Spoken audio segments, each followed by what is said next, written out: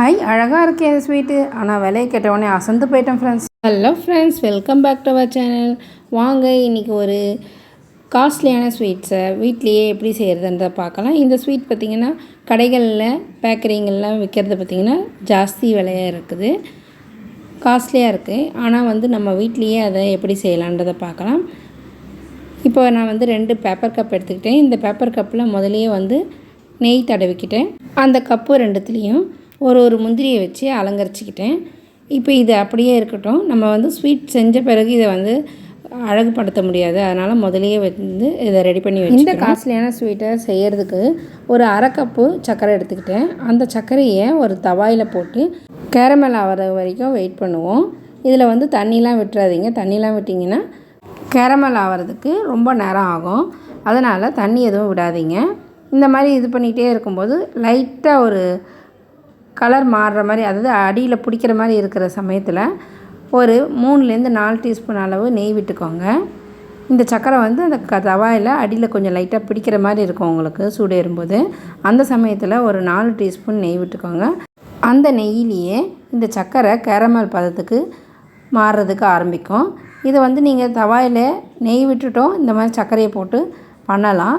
First time நான் பண்ணும்போது என்னாச்சுன்னா, இந்த மாதிரி நெய்யை ஃபஸ்ட்டு போட்டு அதுக்கப்புறம் சர்க்கரையை போட்டு அது கேரமல் ஆகிறதுக்குள்ள கொஞ்சோண்டு தண்ணி விட்டுட்டேன். அதனால் அந்த கேரமல் சீக்கிரம் முறிஞ்சு போச்சு. அதனால் இந்த வாட்டி அந்த மாதிரி செய்யக்கூடாதுன்றதுக்காக இந்த மாதிரி நான் செஞ்சேன். நான் செஞ்ச தவிர நீங்களும் செஞ்சிடாதீங்க.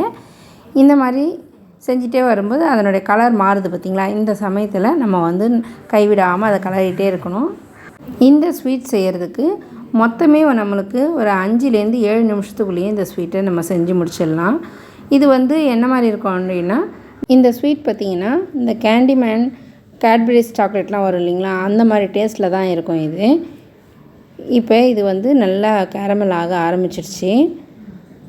இது இந்த ஸ்வீட்டு பார்த்திங்கன்னா கல்கத்தாவிலலாம் நல்ல ஃபேமஸான ஒரு ஸ்வீட். இது ரொம்ப காஸ்ட்லியான ஸ்வீட்டும் கூட இது.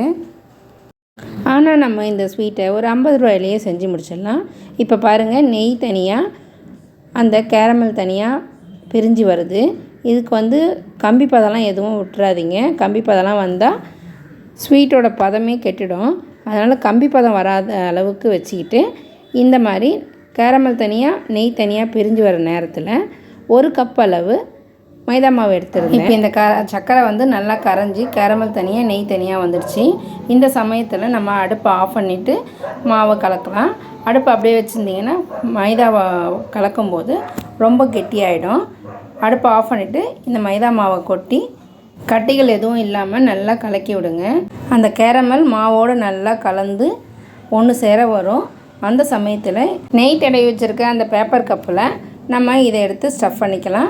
இதை நல்லா அதில் எடுத்து போட்டு நல்லா பரப்பி விட்டு கொஞ்சம் நேரம் விட்டோம்னா அது ஆறிடும். ஆறிட்ட பிறகு எடுத்தோம்னா அழகான சோஹான் ரெடி. இந்த கல்கத்தா ஸ்பெஷல் சோஹான் ஹல்வா நம்ம வீட்லேயே செஞ்சிட்டோம் ஃப்ரெண்ட்ஸ்.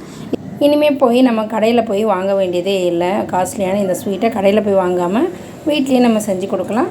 ரொம்ப அருமையான டேஸ்ட்டில் இருந்துச்சு ஃப்ரெண்ட்ஸ். நீங்களும் செஞ்சு பாருங்கள். இந்த வீடியோ உங்களுக்கு ரொம்ப பிடிச்சிருந்தா ஒரு லைக் போடுங்க ஃப்ரெண்ட்ஸ். மறக்காமல் சேனலை சப்ஸ்கிரைப் பண்ணிவிட்டு பக்கத்தில் இருக்க பெல் ஆப்ஷனில் ஆல் கொடுத்துக்கோங்க ஃப்ரெண்ட்ஸ். அப்போ தான் நாங்கள் போடுற எல்லா வீடியோஸும் நோட்டிஃபிகேஷனில் வரும் ஃப்ரெண்ட்ஸ். பாய்.